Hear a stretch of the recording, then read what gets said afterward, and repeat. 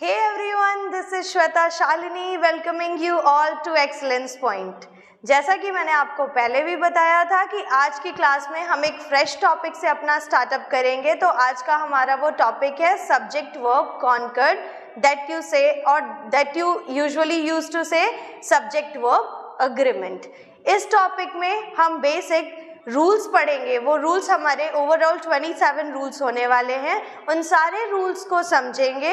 उससे पहले ये जानेंगे कि सब्जेक्ट वर्ब कॉन्कर्ड है क्या या सब्जेक्ट वर्ब अग्रीमेंट है क्या।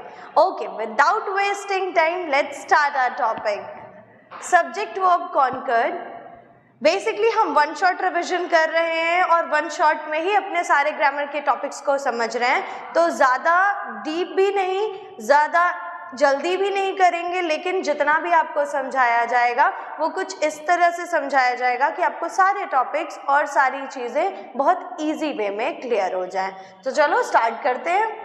सब्जेक्ट वर्ब कॉन्कर्ड, सबसे पहले जब ये नाम आपके सामने दिख रहा है सब्जेक्ट वर्ब कॉन्कर्ड, जब भी हम सब्जेक्ट की बात करते हैं, ध्यान देंगे, जब भी हम सब्जेक्ट की बात करते हैं उसका कनेक्शन वर्ब से, और कॉन्कर्ड को हम कह रहे हैं अग्रीमेंट। सब्जेक्ट और वर्ब का जो रिलेशन है, जो अग्रीमेंट वर्ड हम बोल रहे हैं ना, सब्जेक्ट और वर्ब दोनों का रिलेशन, दोनों का एक अग्रीमेंट।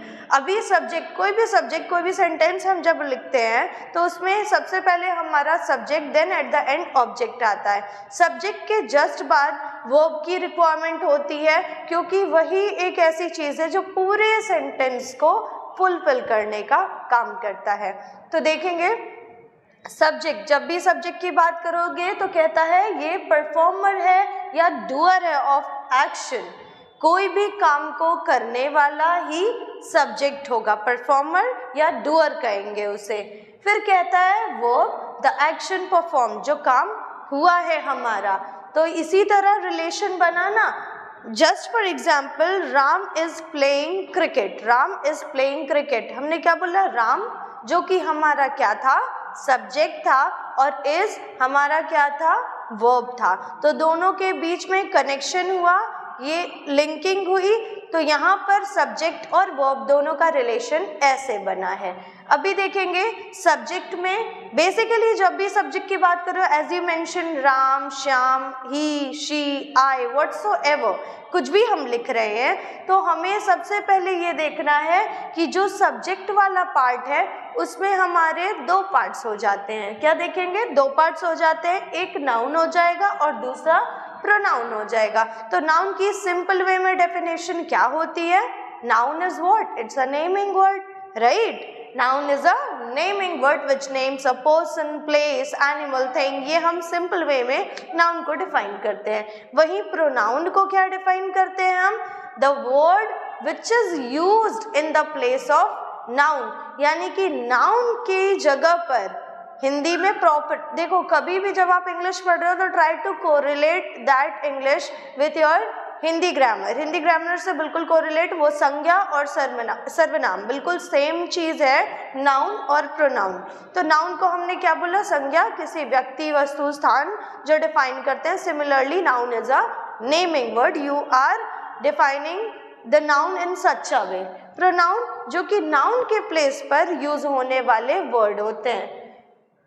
आप नाउन में एग्जाम्पल दे रहे हो, राम, डॉक्टर, दिल्ली, बॉल, तो वही प्रोनाउन में आप क्या बोलोगे, आई, मी, ही, शी, हर सेल्फ, दैट। इससे क्या हुआ कि जो आप नाउन में लिख रहे थे, just for example you have written Ram is playing football, तो राम को रिप्लेस कर सकते हो by he is playing football, right. तो यहाँ पर क्या हुआ, नाउन और प्रोनाउन दोनों में समझ में आ गया कि क्या कनेक्टिविटी है। अभी राम जो बोल रहे थे उसको रिप्लेस करने वाला ही वर्ड था जो कि एक प्रोनाउन था।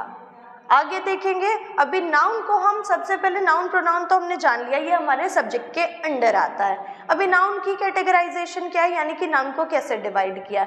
एक तो हमने किया है रेगुलर और दूसरा हमने किया है इर्रेगुलर। ये जो कैटेगराइजेशन है वो on the basis of spelling है। लिखेंगे इसको हम, क्या है ये, on the basis of spellings.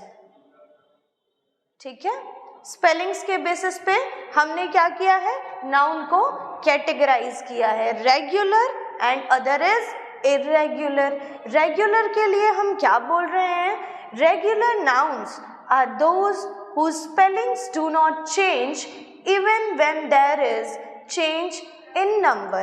Regular nouns वो नाउन होने वाले हैं जिनकी स्पेलिंग्स में चेंज नहीं आएगा नंबर में चेंज आने के बाद भी। क्या पढ़ा हमने, फिर से पढ़ेंगे।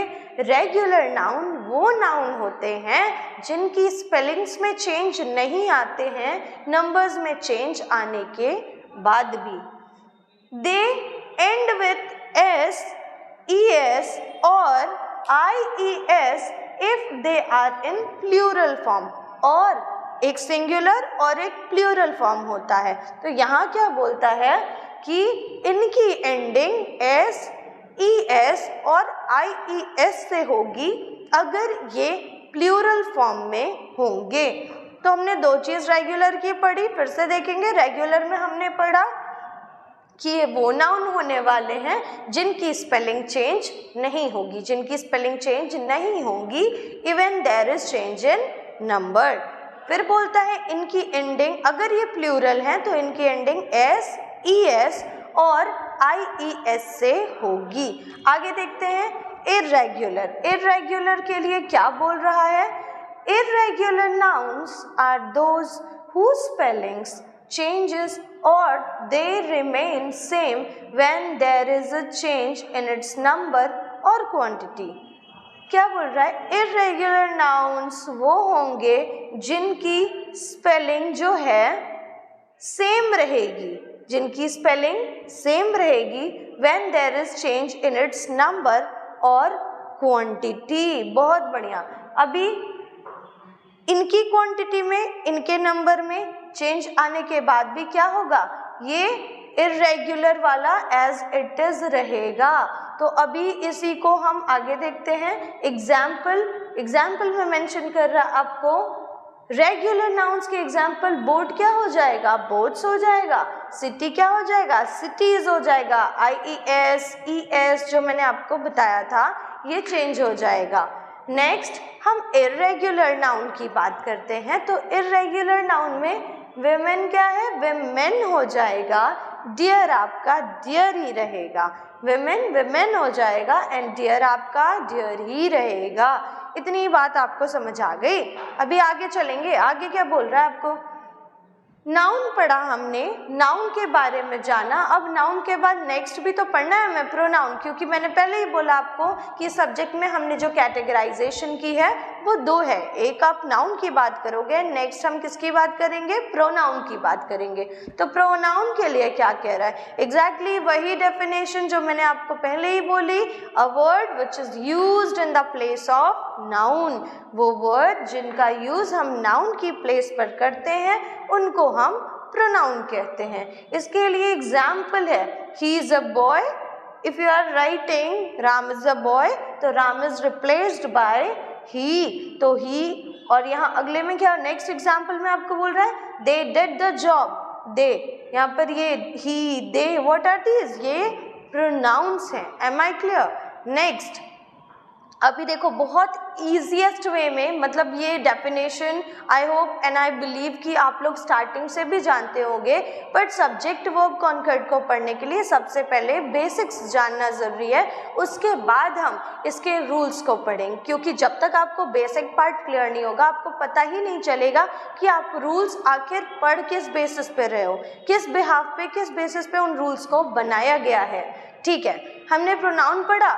अभी वर्ब, सब्जेक्ट की बात कर ली है, नेक्स्ट हम वर्ब की बात भी कर लेते हैं। तो वर्ब में हमने कैटेगरीज दी हैं, 3 कैटेगरीज दी हैं। वर्ब को कैटेगराइज किया है 3 टाइप्स में। One is action verb, next is helping verb and third one is linking verb. क्या बोल रहा है, action verb, helping verb and the linking verb.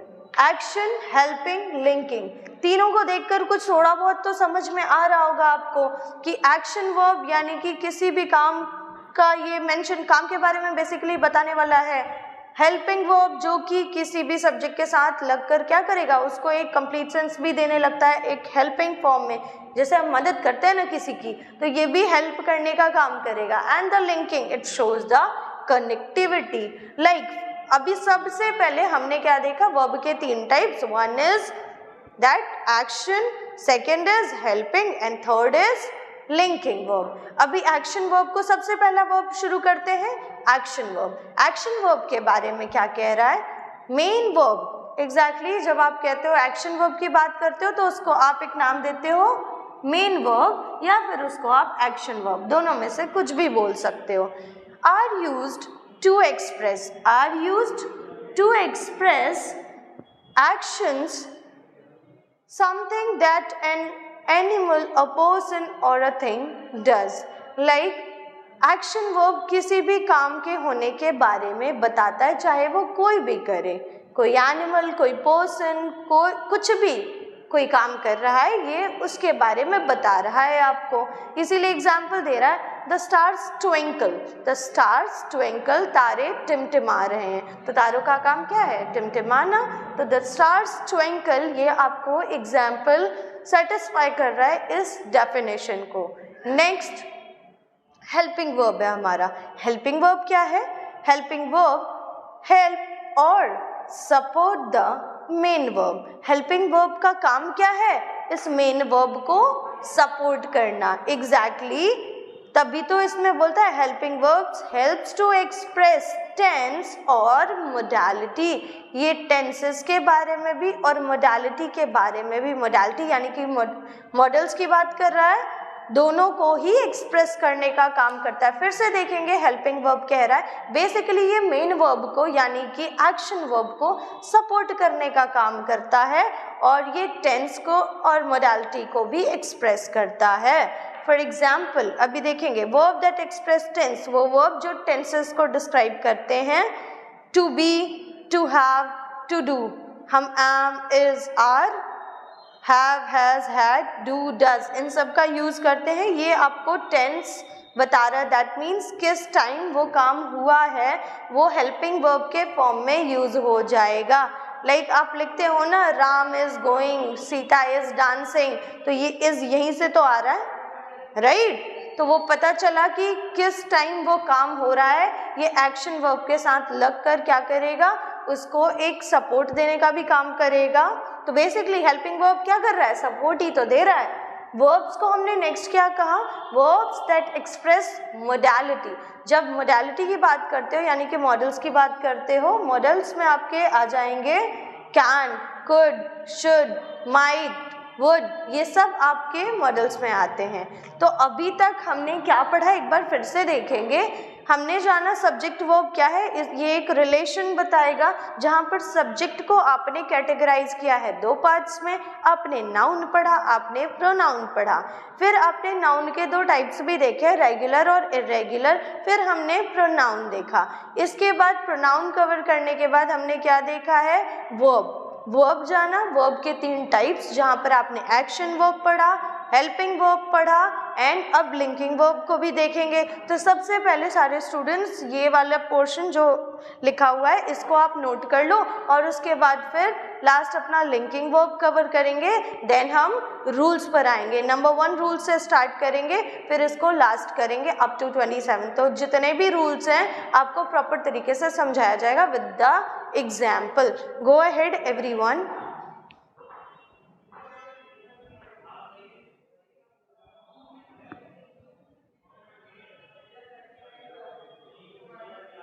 Okay, linking verb अभी तक हमने क्या पढ़ा, 2 वर्ब्स हमने कवर कर लिए हैं। हमने पढ़ा एक्शन एंड देन उसके बाद हेल्पिंग। अभी हम क्या कवर करेंगे, लिंकिंग वर्ब। लिंकिंग वर्ब क्या कहता है, अ linking verb connects the subject with a word that gives information about the subject. Link का मतलब क्या होता है, एक कनेक्शन बिल्ड करना, एक कनेक्टिविटी बनाना।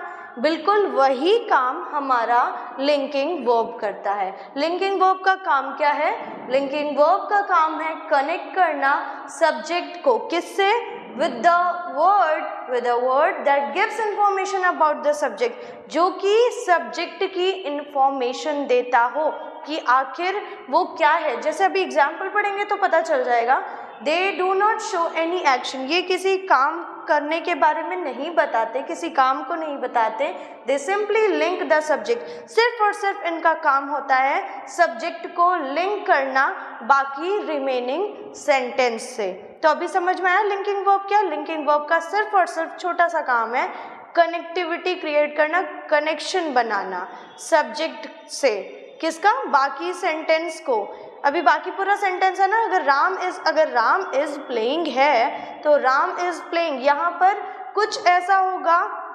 अभी जैसे example, the flower smells sweet, the flower smells sweet, flower कैसा है? जो भी है फ्लावर, उसकी स्मेल कैसी है? It smells actually very sweet. तो यहाँ पर ये क्या कर रहा है? सब्जेक्ट से स्मेल क्या कर रहा है? उसको कनेक्ट करने का, लिंक करने का काम कर रहा है। यही डेफिनेशन में आपको बताया जा रहा है। तो अभी ये जो एग्जाम्पल आपके लिंकिंग वर्ब के लिए दे रखा है, ये एग्जाम्पल फुल्ली सेटिस्फाई कर रहा है आपके डेफिनेशन को, जहां आप कह रहे हो लिंकिंग वर्ब का काम है कनेक्ट करना सब्जेक्ट को with a word that gives information about the subject, उस वर्ड से कनेक्ट करना जो कि सब्जेक्ट की इंफॉर्मेशन देता हो। अभी आगे चलेंगे, नेक्स्ट देखेंगे सिंगुलर और प्लूरल एक्शन वर्ब। सिंगुलर, ऐसे तो सिंगुलर और प्लूरल हमें पता है कि बोट्स हो जाता है, तो लेकिन इस कंडीशन में, वर्ब की कंडीशन में ये कुछ अलग होने वाला है। To make a verb singular, verb को सिंगुलर बनाने के लिए हम एस, ES या IES ऐड करते हैं, जबकि ये रिवर्स रहता है बिल्कुल। वर्ब की कंडीशन में ये यहाँ उल्टा हो जा रहा है। सिंगुलर में हम S, ES, IES ऐड करते हैं, जबकि ऐसा नहीं होता है, पर वर्ब की कंडीशन में ऐसा ही होता है। तो इस चीज़ को याद रखेंगे। मैम क्या बता रही हैं? वर्ब के बारे में बता रही हैं। तो वर्ब की कंडीशन में सिंगुलर के केस में आप S, ES और IES ऐड कर दोगे। सिंगुलर में देखेंगे, फ्लाई था तो फ्लाई क्या हो जा रहा है हमारा?